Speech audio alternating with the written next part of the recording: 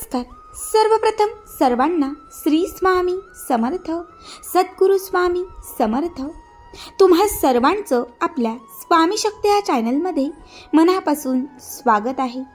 स्वामी तुम्हा सर्वांच्या सर्व इच्छा पूर्ण करोत एवढीच स्वामींच्या चरणी प्रार्थना करते आणि आपल्या आजच्या या नवीन आणि सुंदर व्हिडिओला पुन्हा एकदा नव्याने सुरुवात करते.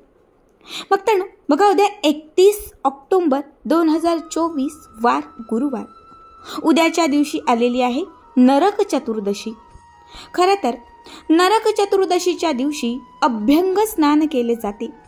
दिवाळीत असणाऱ्या अभ्यंग स्नानात चतुर्दशीचा दिवस हा अत्यंत प्रभावी आणि पवित्र मानला जातो.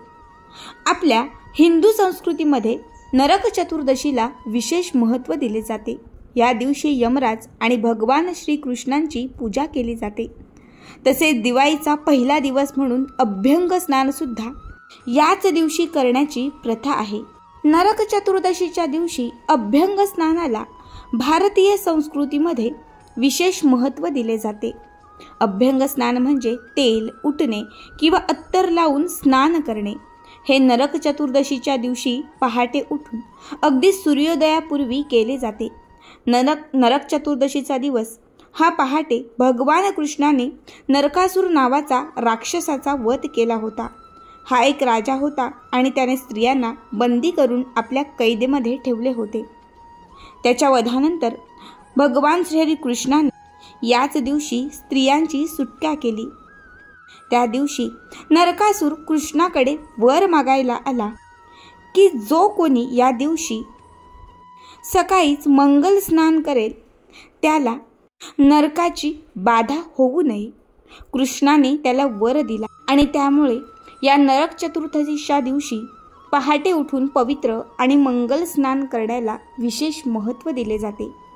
शास्त्रानुसार नरक चतुर्दशीला सूर्योदयापूर्वी उठून उटणं लावून स्वच्छ स्नान करण्याची प्रक्रिया अभ्यंग स्नान म्हणून केली जाते. आजच्या व्हिडिओमध्ये मी तुम्हाला उद्या असणाऱ्या या अभ्यंग स्नानाला आपल्याला कुठल्या गोष्टी अंघोळीच्या पाण्यात घालायच्या आहेत, आपल्या मागे एखादी इडापिडा असेल किंवा काही गोष्टींचा दोष लागलेला असेल, ग्रहदोष लागले असतील किंवा तुमच्या कुंडलीतील काही ग्रह हे अस्थिर असतील, तर ह्या सगळ्या दोषातून निवारण करण्यासाठी, शत्रुपीडेला मुक्तता करण्यासाठी आजच्या व्हिडिओमध्ये मी तुम्हाला काही अशा वस्तू सांगणार आहे की या वस्तू जर तुम्ही अंघोळीच्या पाण्यात टाकून जर त्या पाण्याने स्नान करायला सुरुवात केली तर तुमच्या मागची सर्व इडापिडा ही नष्ट होईल. तुमच्या आयुष्यात असणारी सर्व बाधा ही दूर होईल. तर बघा, उद्या सकाळी प्रत्येकाला लवकर उठायचं आहे. उद्याचं जे अभ्यंग स्नान आहे हे आपल्याला पहाटे करायचं आहे. त्यामुळे सूर्योदयापूर्वी म्हणजे 5 ते 5:30 या दरम्यान प्रत्येकाला उठायचंच आहे. उठल्यानंतर जेव्हा तुम्ही बिछाण्यावर असाल, सगळ्यात अगोदर दोनही डोळे बंद करायचे आहेत. आपले दोनही हात आपण जसे हात जोडतो त्या पद्धतीने जोडायचे आहेत. तुमच्या इष्टदैवतांचं, माता लक्ष्मीचं स्मरण करायचं आहे. त्यानंतर ब्रह्मांडांचं स्मरण करायचं. आपली एखादी इच्छा पूर्ण असेल तर ती इच्छा तिथे व्यक्त करायची. मात्र ती इच्छा व्यक्त करत असताना ती पूर्ण झाली आहे असं 3 वेळा म्हणायचं. समजा मला नोकरी हवी आहे तर मी म्हणणार, मला खूप छान चांगली नोकरी लाभली आहे, मला खूप छान चांगली नोकरी लाभली आहे, मला खूप छान चांगली नोकरी लाभली आहे असं पूर्ण पॉझिटिव्ह 3 वेळा म्हणायचं. त्यानंतर दोनही हात एकमेकांच्याच हातावरती छान चोळायचे. त्यामध्ये जी ऊर्जा तयार होईल ही आपल्या संपूर्ण शरीरभर पसरवायची. म्हणजे हे दोनही हात आपल्या तोंडापासून ते अगदी संपूर्ण शरीरभर पसरवायचे, जेणेकरून सकाळीच जी ऊर्जा निर्माण होईल ती संपूर्ण दिवसभर आपल्या शरीरात राहील. यानंतर आपल्याला स्नान करायचं आहे. आता अंघोळीसाठी जे तुम्ही पाणी घ्याल त्या पाण्यामध्ये सगळ्यात पहिले अर्धा झाकण गंगाजल, अर्धा झाकण गोमूत्र, थोडंसं पंचगव्य घालायचं आहे.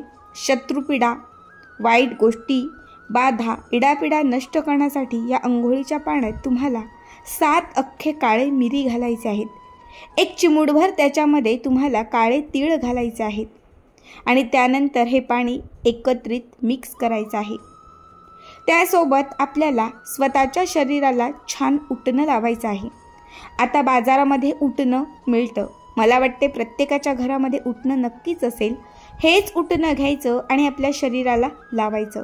आता समजा तुम्ही उटणं घेतलं नसेल तर घरातच एका वाटीमध्ये थोडी हळद घ्या, त्यामध्ये थोडंसं बेसन घाला, थोडीशी यामध्ये चंदनाची पावडर घाला, 2 ते 4 केशराच्या काड्या घाला, सोबत त्याच्यामध्ये थोडंसं बदाम किसून घाला, थोडं जायफळ पावडर टाका आणि हे सगळं मिक्स करून तुम्ही याचं उटणं स्वतःच्या शरीराला लावलं तरीही चालेल।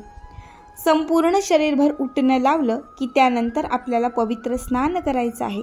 स्नान करत असताना तुम्हाला या स्नानात म्हणजे अंघोळीच्या पाण्यात स्वतःची प्रतिमा बघायची आहे आणि प्रतिमा बघत असताना शत्रुपीडा नष्ट होण्यासाठी किंवा तुमचा कितीही मोठा शत्रू असेल तर तो नष्ट होण्यासाठी त्या अंघोळीच्या पाण्यात स्वतःलाच बघून तुम्हाला प्रार्थना करायची आहे की आजपासून माझ्या आयुष्यातील शत्रुपीडा नष्ट होत आहे, माझ्या जीवनातील सर्व बाधा ही दूर होत आहे, आजपासून सर्व बाधांतून माझी मुक्तता होत आहे, असं पूर्ण पॉझिटिव्हिटीने तुम्हाला म्हणायचं आहे।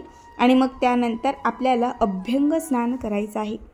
स्वच्छ सुंदर स्नान करत असताना तुम्हाला भगवान कृष्णांचं स्मरण करायचं आहे, कारण उद्याचा दिवस हा भगवान कृष्णांची सेवा करण्यासाठी विशेष महत्त्वाचा आहे। त्यामुळे श्रीहरी कृष्ण श्रीहरी कृष्ण श्रीहरी कृष्ण हा मंत्र म्हणू शकतात किंवा हरे कृष्णा हरे कृष्णा हा मंत्र म्हणू शकतात। स्वच्छ पवित्र स्नान झालं की त्यानंतर स्वच्छ वस्त्र परिधान करायचे आहेत आणि मग त्यानंतर उद्याच्या दिवशी ज्या काही विशिष्ट सेवा करायच्या आहेत ह्या सेवा तुम्हाला करायच्या आहेत। बघा, या पद्धतीने जर उद्या उटणं लावून सूर्योदयापूर्वी अंघोळीच्या पाण्यात या काही वस्तू घालून तुम्ही स्नान केलं तर नक्कीच तुमच्या आयुष्यात त्याचा असंख्य पटीने लाभ होईल। इडापिडा नकारात्मकता बाधा सर्व काही दूर होईल आणि तुमच्या जीवनामध्ये नेहमी सकारात्मकता राहील। अत्यंत साध्या सोप्या गोष्टी आहेत, नक्की करा। आणि आजचा हा व्हिडिओ तुम्हाला कसा वाटला कमेंट करा। श्री स्वामी समर्थ।